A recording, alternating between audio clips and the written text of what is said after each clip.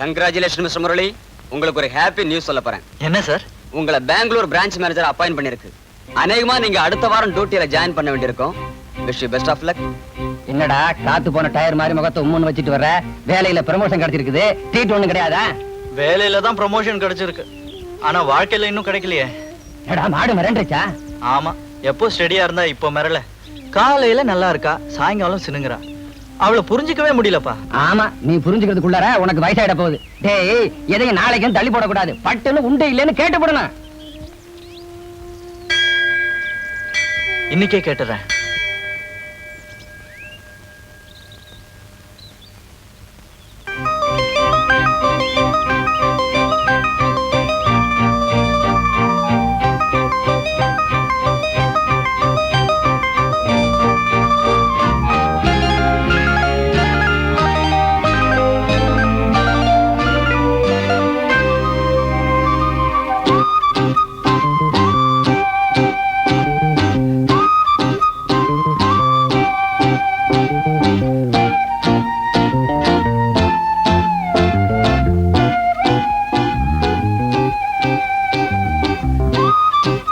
உங்ககிட்ட நான் கொஞ்சம் தனியா பேசணும்.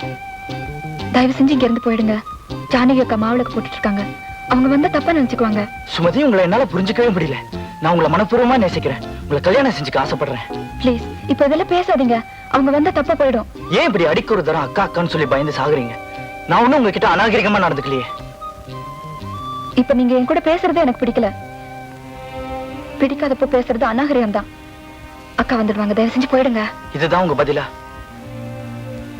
ஆரம்பத்துல இருந்தே உங்க மௌனம் புரியாம தான் வார்த்தையில பதில கேக்குறேன். Please please. நான்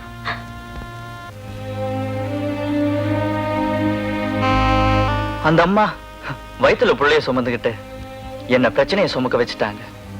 ஆனா ஒண்ணு, அவங்க பிரசவத்துக்கு முன்னாடி நம்ம பிரச்சனை ஒரு சுகப்பிரசவம் ஆகும் நம்புறேன்.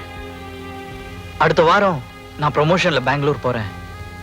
உங்க சம்மதத்தை பச்சை புடவையோட இதே குன்றத்தூர் கோவில்ல வர வெள்ளிக்கிழமை எதிர்பார்க்கிறேன். சரியோ தப்போ, இப்போ உங்க மௌனத்தை எனக்கு சாதகமா எடுத்துக்கிறேன்.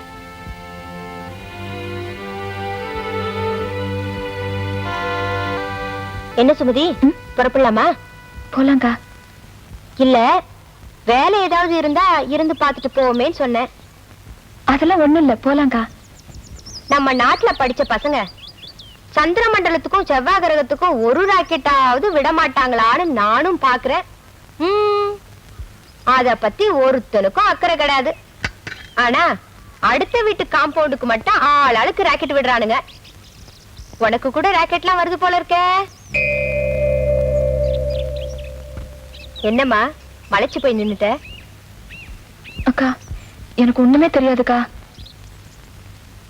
எனக்கெல்லாம் தெரியுமே. அக்கா, அது வந்துக்கா, அந்த ஆள் தான் ஏதேதோ சொல்லிட்டு நான் வேண்டாம்னு சொல்ல வீட்டுக்குள்ள வீசி எறிஞ்சிட்டாரு. நான் அதை எடுக்க வேண்டாம் தான் நினைச்சேன். ஆனா நான் அதை எடுக்காம விட்டு வேற யாராவது பார்த்தா என்னை பத்தி தப்பா நினைப்பாங்களேன்னு தான் எடுத்தேன். ஆனா நான் அதை கிழிச்செறிஞ்சிட்டேன்க்கா, படிக்கூட இல்ல. ஏமா இந்தில எழுதியிருந்தானா? இல்லக்கா, தமிழ். நீங்க கூட என்ன நம்ப மாட்டீங்களாக்கா? உன்னை நம்புறேன், ஆனா உன் வயசை நம்ப முடியலையே. நானும் 16 வயசு தாண்டி வந்தவ தான். எனக்கு ராக்கெட்லாம் வந்திருக்கு. நானும் உன்ன மாதிரி தான் எடுக்க கூடாதுன்னு தான் இருந்தேன். ஆனா அதை யாராவது எடுத்து அதை படிச்சு என்ன தப்பா நினைச்சுப்பாங்களோன்னு பயந்துதான் உன்ன மாதிரியே எடுத்தேன், உன்ன மாதிரியே படிச்சேன்.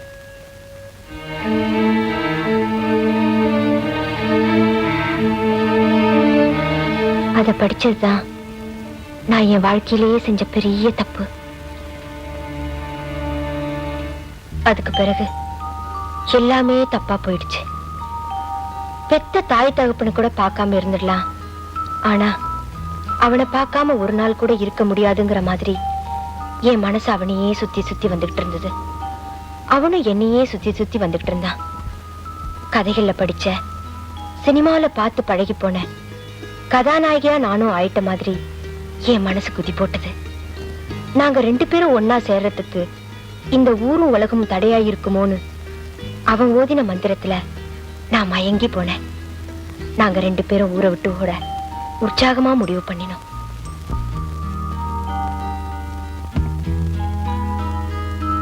ஆசைய மனசுலயும் அம்மாவோட நகைகளை பெட்டியிலையும் சுமந்துக்கிட்டு அவனுக்காக ரயில்வே ஸ்டேஷன்ல காத்துக்கிட்டு இருந்தேன்.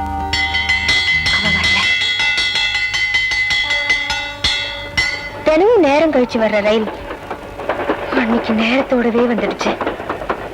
தினமும் சொன்ன நேரத்துக்கு முன்னாடியே எனக்காக காத்துட்டு நிக்கிறாவ அன்னைக்கு நேரம் கழிச்சு கூட அங்க வரவே இல்லை. ட்ரெயின் போயிடுச்சு, ஆனா அவ வரவே இல்லை. அவனோட கோடத்தனம் அவனை வரவிடாம தடுத்திருக்கோன்னு முடிவு பண்ணினேன். அவனுக்கு பதிலா எங்க அப்பா வந்தார்.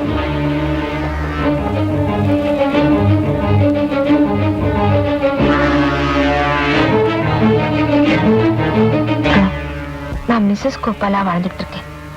நான் சந்தோஷமா வாழ்ந்துகிட்டு இருக்கதா தான் எல்லாரும் நினைச்சுக்கிட்டு இருக்காங்க. ஆனா அப்படி இல்லம்மா. நான் ஒவ்வொரு நாளும் எனக்குள்ளேயே வெந்துகிட்டு இருக்கேன். என் கணவர் என்னை கட்டி அணைக்கிறப்பெல்லாம் எவனோ அணைச்ச உடம்பு தானே இதுன்னு எனக்குள்ளே நெருப்பா எரியுதுமா. அந்த கொடுமையான உணர்ச்சியை என்னால வார்த்தையால சொல்ல முடியல. அதை அனுபவிச்சாதான் புரிஞ்சுக்க முடியும். ஆனா அதை நீ அனுபவிச்சுதான் தெரிஞ்சுக்கணுங்கிறியா? அதை நீ அனுபவிச்சுதான் தெரிஞ்சுக்கணுங்கிறியா? சுமதி, காதல் கதைகள்ல படிக்கிறப்போ சுகமா இருக்கிற சமாச்சாரமா. ஆனா வாழ்க்கையில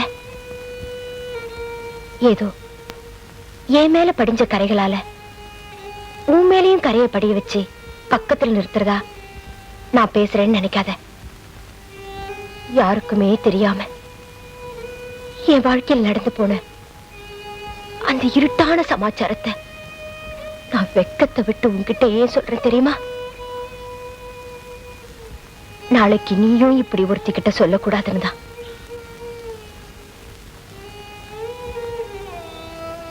என்னோட அனுபவத்துல காதலுங்கிறது ஒரு அவசரமான உணர்ச்சிமா. கல்யாணம் ஒரு அமைதியான உணர்ச்சி. காதலிச்சுதான் தீரணும்னு உன் மனசு கட்டாயப்படுத்தினா தயவு செஞ்சு கல்யாணம் பண்ணிக்கிட்டு அப்புறம் காதலி.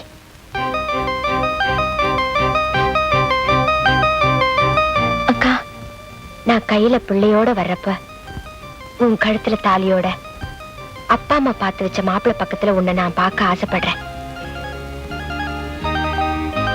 சரியோ தப்போ இந்த மௌனத்தை சரின்னு எடுத்துக்கிறேன்.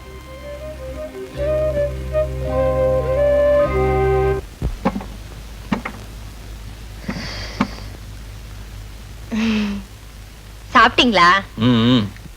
அப்பா,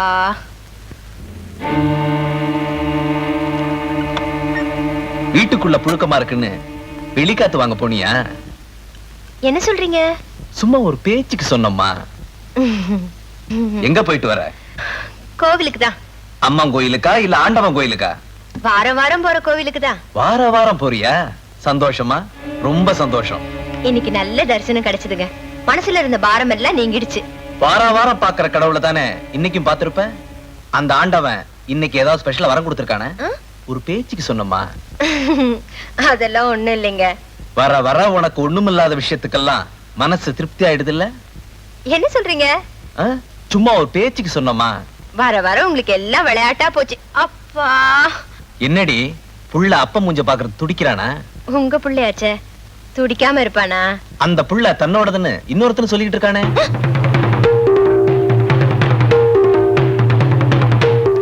போஸ்டர்ல வெடிகுண்டு வந்ததுன்னு நியூஸ் பேப்பர்ல படிக்கிறப்போ எனக்கு வேடிக்கையா தான் இருந்தது. ஆனா அந்த வெடிகுண்டு என் வீட்டு அட்ரஸ்க்கே வந்துருச்சேடி. என்ன சொல்றீங்க? நான் என்னடி சொல்றது? அதான் வாசனைக விளக்க உரையே எழுதியிருக்கானடி.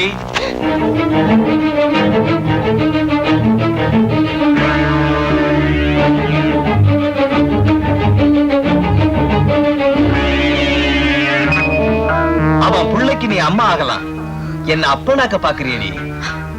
சத்தியமா இந்த தாலி மேல ஆணையா சொல்றேங்க, நான் உங்களுக்கு துரோகம் செய்யலங்க. இத தாலி கட்டுறதுக்கு முன்னாடி அவன்கிட்ட சொல்லிருப்ப, தாலி கட்டுறதுக்கு பிறகு இப்ப என்கிட்ட சொல்றிய? உன் மனசுல ஆழமா பதிஞ்சிருக்கிற டைலாக்கே இதனடி. தயவு செஞ்சு என்ன நம்புங்க, நான் எந்த துரோகமும் செய்யலைங்க. வயித்துல இருக்கிற இந்த புள்ள மேல ஆணியா சொல்றேன், என்ன நம்புங்க. வயிறு நிறைய துரோகத்தை சுமந்துக்கிட்டு வாய் நிறைய பொய் சொல்றீங்க.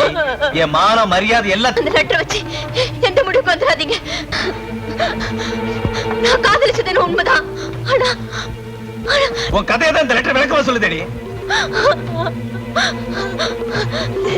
நான் எது தப்பு பண்ணலைங்க. இந்த குழந்தை உங்களது தாங்க. ஏன் குழந்தை இல்லடி, இது அவன் குழந்தை. ஓடி வெளியே.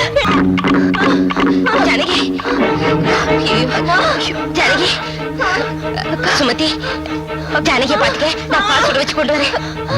பத்திரமா பாத்துக்க, நான் போய் டாக்டர் கூட்டு வந்துடுறேன். அக்கா, அக்கா,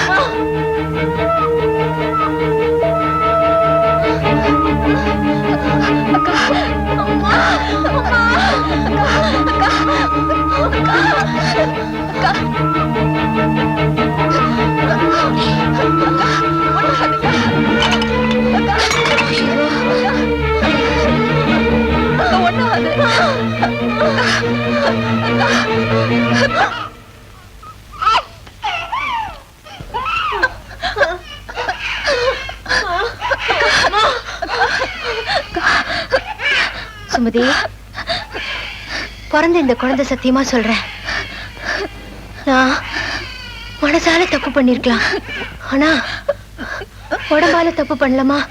கல்யாணத்துக்கு முன்னால நான் ஒருத்தரை மனசார காதலிச்சது உண்மைதான்.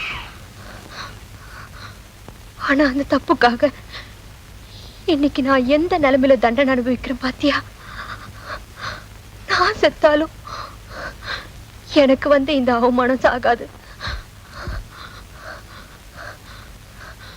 சுமதி, நான் ஏன் உன்னை அடிக்கடி எச்சரிக்கை பண்ணினேன்னு இப்பவாது புரிஞ்சுக்கிட்டியா? வேலி இல்லாம விதை விளைச்சல் ஆகுறதும் சரி, தாலி ஏறாம பொம்பளை தலை தூக்குறதும் சரி, என்னைக்காவது ஒரு நாள் அது ஆபத்துல தாமா போய் முடியும்.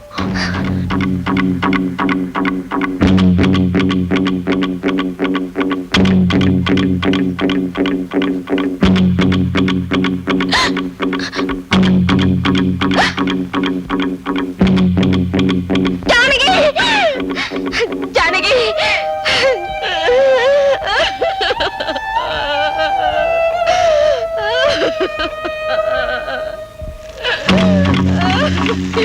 ஜானகி.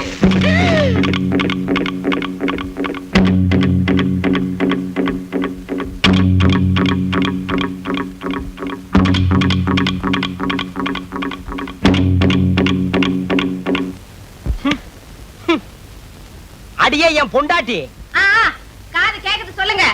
ராத்திரியாச்சும் நான் படுக்கிறேன்டி. தாராளமா படுங்க. காருக்கு 4 வீல் இருந்தாலே அது ஓடும். இருந்தாலும் ஸ்டெப்னின்னு ஒண்ணு எது கண்டுபிடிச்சான்? ஏதோ சமய சந்தர்ப்பம், ஆத்திர அவசரத்துக்கு உதவும்னு தான்.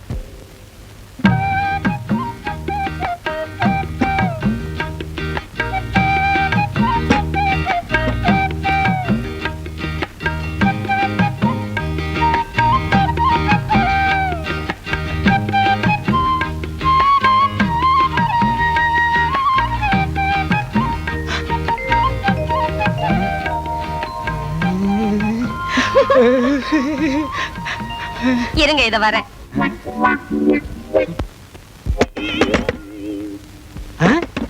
யாரது இந்த நேரத்துல கதவு தட்டுறது? நம்ம பொண்ணா? மணி 10 தான் ஆச்சு. சுபத்திய செகண்ட் ஷோ சினிமாக்கு போயிட்டு வான்னு செல்வியோட அனுப்பிச்சு வச்சேன்.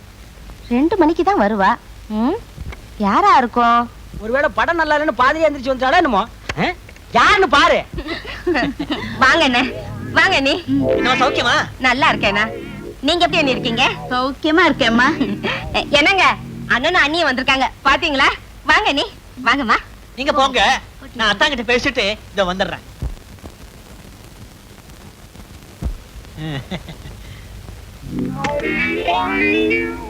அத்தா, அத்தா, அத்தா, சௌக்கியமா இருக்கீங்களா அத்தா? ஏய்யா, என் சௌக்கியத்தை விசாரிக்க 20 பைசா தபால் போட்டா போறாதா? நேர்லயே வரணுமா? சேச்சே, 1000 சொல்லுங்க. என்னதான் தபால் எழுதினாலும் நேர்ல வந்து விசாரிக்க சுவாரஸ்யம் இருக்குமா? இருக்காது, இருக்கவே இருக்காது. அத்தான் போன தடவை வந்தப்பவே கேட்கன்னு நினைச்சேன். என்ன ஒரே பொம்பளை குழந்தையோட நிறுத்திட்டீங்க? இன்னொரு ஆம்பளை குழந்தைய பெத்துக்க கூடாதா? கேளு. ஏன் நேரம் ஐயா. என்னங்க, நானும் நீ நிறைய பேச வேண்டியிருக்கு. பேசிட்டு அவங்களோடய படுத்துறேன். படுங்க படுங்க. நானும் அத்தாங்கிட்ட வெடிய வெடிய நிறைய சமாச்சாரம் பேச வேண்டியிருக்கு. நீ இங்கேயே படு, நான் தெருவுக்கு போறேன். அதுவும் சரிதான். வெளியில காத்தோட்டமா இருக்கும். போங்க போங்க. வெளியில காத்தோட்டமா இருக்கு, நீ இங்க காத்து இல்லாமலே படு.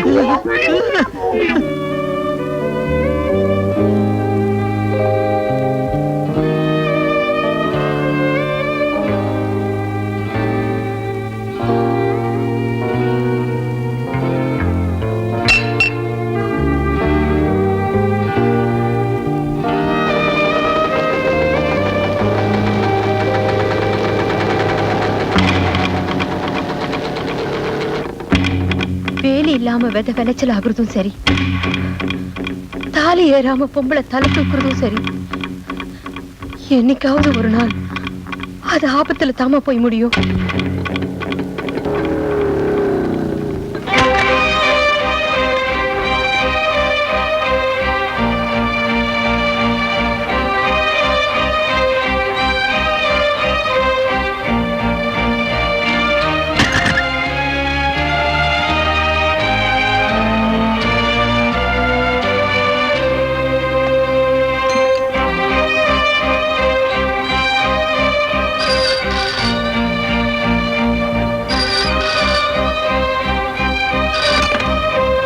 ஹலோ,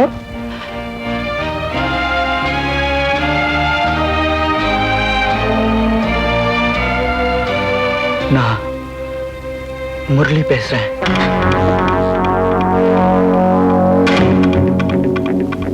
இத பாருங்க, நான் எங்க அப்பா அம்மாவுக்கு கட்டுப்பட்ட பொண்ணு. நீங்க என்ன கட்டுப்பட்டேன்னு சொல்லலாம், ஆனா எனக்கு இதுதான் பிடிச்சிருக்கு. இதுலதான் சந்தோஷமும் இருக்குன்னு நினைக்கிறேன். முரளி, நான் உங்களை பார்க்க தயாரல்ல, உங்களோட பேச தயாரல்ல. நீங்க எனக்கு வேண்டாம். எங்க அப்பா அம்மா பார்த்து வைக்கிறது எனக்கு சந்தோஷம்தான். எனக்கு இது போதும். தயவு செஞ்சு என்ன மறந்துருங்க ப்ளீஸ்.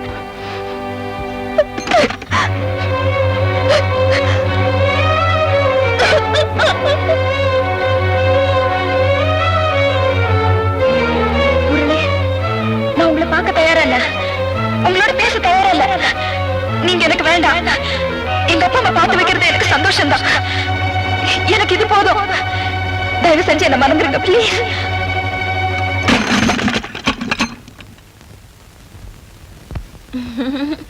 இந்தாங்க மாமா, சிகரெட்டு தீப்பெட்டியோ. செல்வி, மீதி 30 காசுக்கு கடலை உருண்டை வாங்கி தின்னுட்டேன். நீ திங்கிற, நான் ரொம்ப கஷ்டப்படுறேம்மா. ஒரு காப்பி போடணும்னா கூட பால் எங்க இருக்கு, காப்பி தூள் எங்க இருக்குன்னு தெரியாம ரொம்ப அவஸ்தைப்படுறேம்மா. உள்ளார அடுப்புல தோசைகள் போட்டிருக்கேன், உன் கையால ஒரு தோசை சுட்டு கொடுமா. சரி, அப்ப நீங்களும் வாங்க. நானுமா? ஆமா, ஒரு தடவை நான் சுடும்போது நீங்க பாத்துக்குங்க. அப்பதான் அப்பப்ப தேவைப்படும் போது என்ன தொந்தரவு பண்ணாம நீங்களே சுட்டுக்கலாம் இல்ல?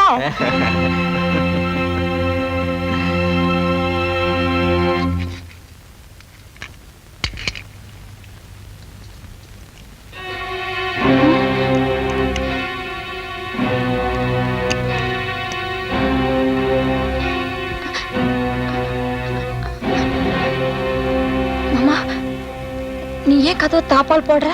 நம்ம பழகிறது யாருக்கு தெரியாம இருக்கிறது. இத பாரு, நீ தப்பு தப்பா பாக்குற, தப்பு தப்பா பேசுற. மரியாதையா கதவை தர.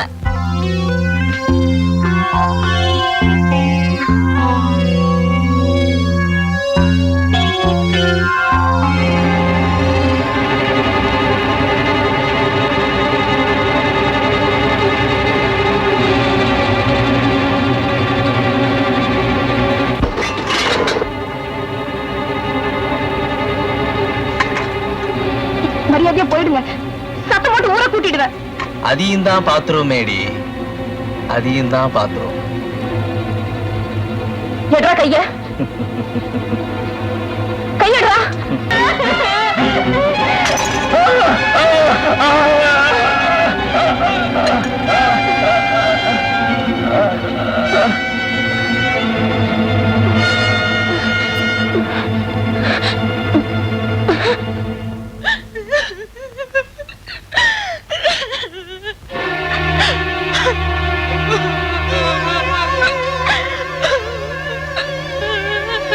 செல்வி, செல்வி, என்னாச்சு? இங்க பாருமா. செல்வி, யார் இப்படி செஞ்சது சொல்லுமா.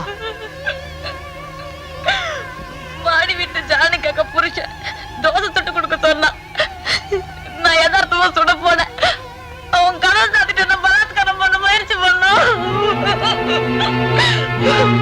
கொஞ்சம் இரு வரேன். வேண்டாம், தயவு செஞ்சு போகாதீங்க. வேண்டாங்க, சொன்ன கேளுங்க, கொஞ்சம் பொறுமையா இருங்க. என்ன செல்வி இது? கொஞ்சம் கூட ஈவ இருக்கு இல்லாம ஒரு அனாதை பெண்ணுகிட்ட இப்படி மிருகத்தனமா நடந்திருக்கா? அவளை போய் சும்மா விடுறதா?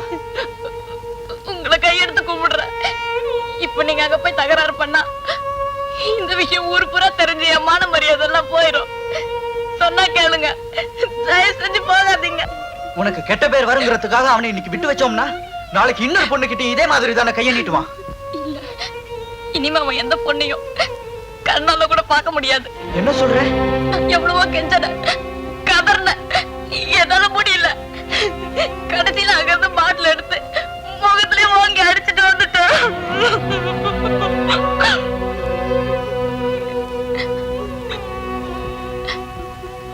சரி, போய் முகத்தை கழுவிட்டு துணியை மாத்திட்டு வா. போ செல்வி, யாராவது பார்த்தா தப்பா நினைப்பாங்க. போய் முகத்தை கழுவிட்டு துணியை மாத்திட்டு வா.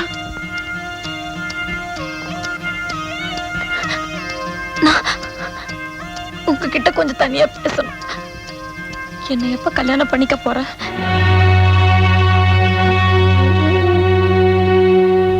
சொல்லியா, என்னை எப்ப கல்யாணம் பண்ணிக்க போற? செல்வி, நீ விளையாட்டுத்தனமா பேசுறியா இல்ல நிஜமாவே பேசுறியா? ஆமா, ஊர்ல இருக்கிறவன் என் கையை பிடிச்சு இழுத்துக்கிட்டு இருக்கான். இந்த சமயத்துல நான் எப்படியா விளையாட முடியும்? இத பாருமா, நீ ஒரு அனாதைங்கிற வேதனை உனக்கு இருக்க கூடாதுங்கிறதுக்காகத்தான் நான் உன்கிட்ட ஆதரவா பழகினேன். அதுக்காக என்ன கல்யாணம் பண்ணிக்க சொன்னா எப்படி? என்னைக்குமே என் மனசுல உன்னை பத்தி அப்படி ஒரு அபிப்பிராயத்தை நான் வச்சுக்கல.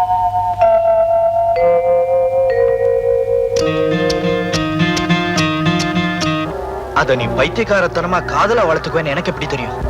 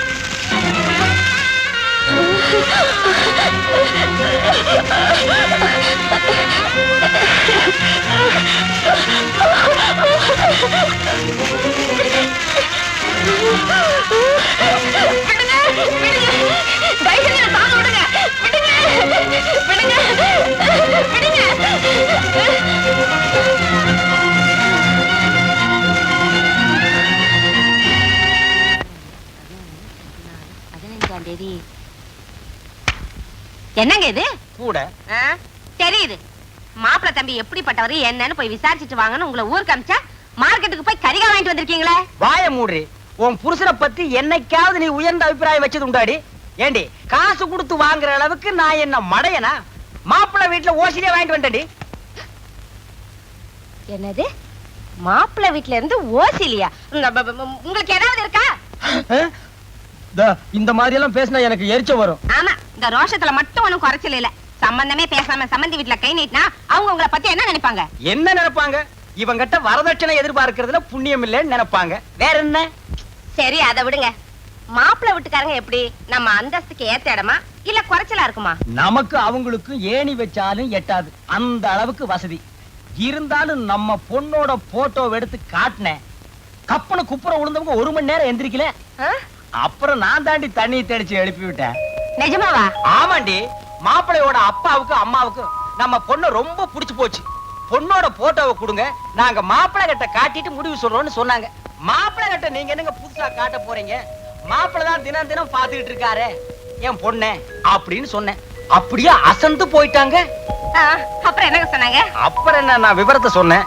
முரளி நம்ம பக்கத்து வீட்டுல குடியிருக்காரு, நம்ம பொண்ணு மேல உயிரையே வச்சிருக்காரு, அதனாலதான் நான் சம்பந்தம் பேசலான்னு வந்தேன்னு சொன்னேன். அடுத்த வாரமே நாங்க வர்றோம், நிச்சயதார்த்தத்தை வச்சுக்கலான்னு சந்தோஷமா சொல்லிட்டாங்க.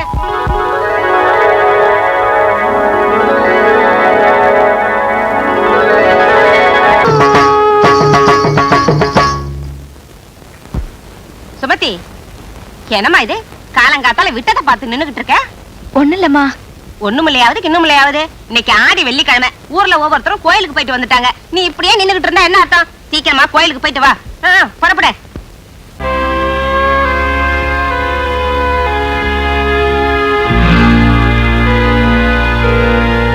யாரு முரளியா பாக்குறீங்க? நானும் அவனுக்காகத்தான் 3 மணி நேரமா காத்துக்கிட்டு இருக்கிறேன். காலையில 6 மணிக்கே எந்திரிச்சு எங்கேயோ குன்றத்தூர் கோயிலுக்கு போயிருக்கிறானா, இன்னும் வரக்கான. வயலுக்கு கோயில் குளம்னா போதுங்க, உலகத்தையே மறந்துடுவான். அடுத்த வாரம் நான் ப்ரமோஷன்ல பெங்களூர் போறேன். உங்க சம்மதத்தை பச்சை புடவையோட இதே குன்றத்தூர் கோவில்ல வர வெள்ளிக்கிழமை எதிர்பார்க்கிறேன்.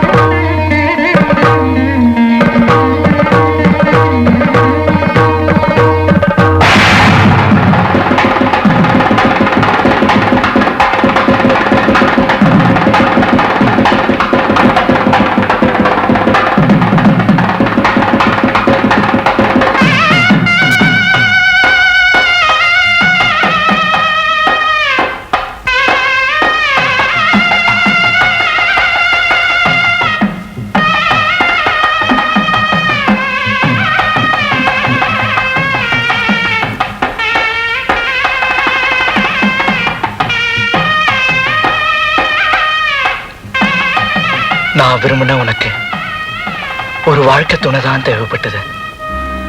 ஆனா என்ன விரும்பின இவளுக்கு ஒரு வாழ்க்கையே தேவைப்பட்டது. ஒருத்திக்கு வாழ்க்கை துணையா இருக்கிறத விட இன்னொருத்திக்கு வாழ்க்கையாவே இருந்துடலாம்னு முடிவு பண்ணிட்டேன்.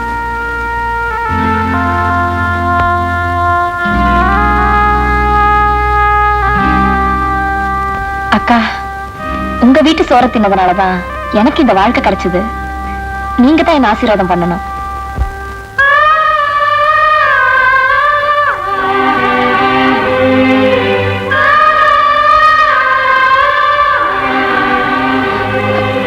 நல்லா இருமா.